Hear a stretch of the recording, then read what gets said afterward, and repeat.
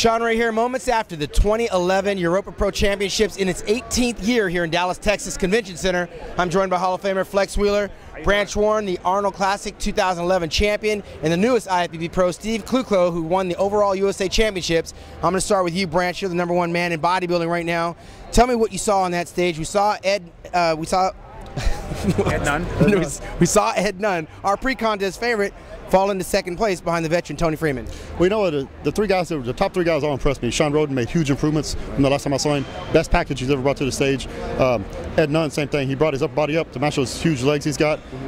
From the prejudging and early on tonight, I still thought he was going to pull it out. Right. You know, but the veteran Tony Freeman, that experience came to light, and he pulled out the victory tonight. Yeah. So 44. Congratulations to Tony. Yeah, 44 years old, Tony Freeman, who's won this contest before, finds his way to the victory circle. Only a couple of weeks ago, he was out of the top 5. How did you see it, Steve? Yeah, I mean, Ed brought the condition that what we thought was going to carry him through the show. But Tony had the size and kind of like Branch was saying, you know, the veteran of the show. So he brought what you know, the judges wanted today, and he won. I think. Well, Flex, well deserved. Exactly, Flex. You've seen, and you know both of these guys' physiques very well. Tony Freeman, I thought, was a little bit soft, much improved from 2 weeks ago out there in Connecticut. But I thought Ed Nunn, from the beginning to the end, was the winner.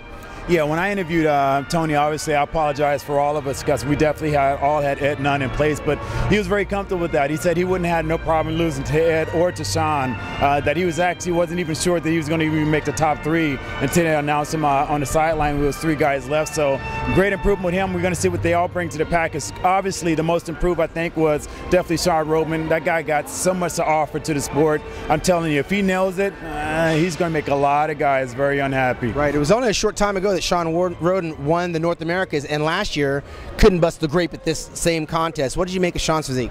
Man, most improved guy on stage. Huge improvements since last time I saw him on stage. Mark my words, he will have several victories before it's all said and done. He keeps improving like this. He has a total package.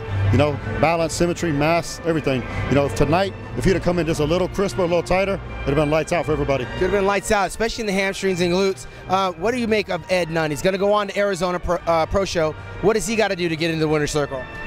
I think if Ed comes a little bit fuller, that's going to help him just bring that little bit more, kind of a bigger physique to stage. Conditions there, the pleasing symmetry, everything. He's got all the, you know, the total package. So that's going to probably carry him. And then, like you said, Sean's definitely got a real bright future. And I think that he stood out today. Was definitely a standout. And you know, just fine little tuning with him, and he's going to do some damage. All right. Well, real quick, where does that leave Mark Alvisi in the grand scheme of things? A year ago, first runner-up. Tonight, things didn't go his way.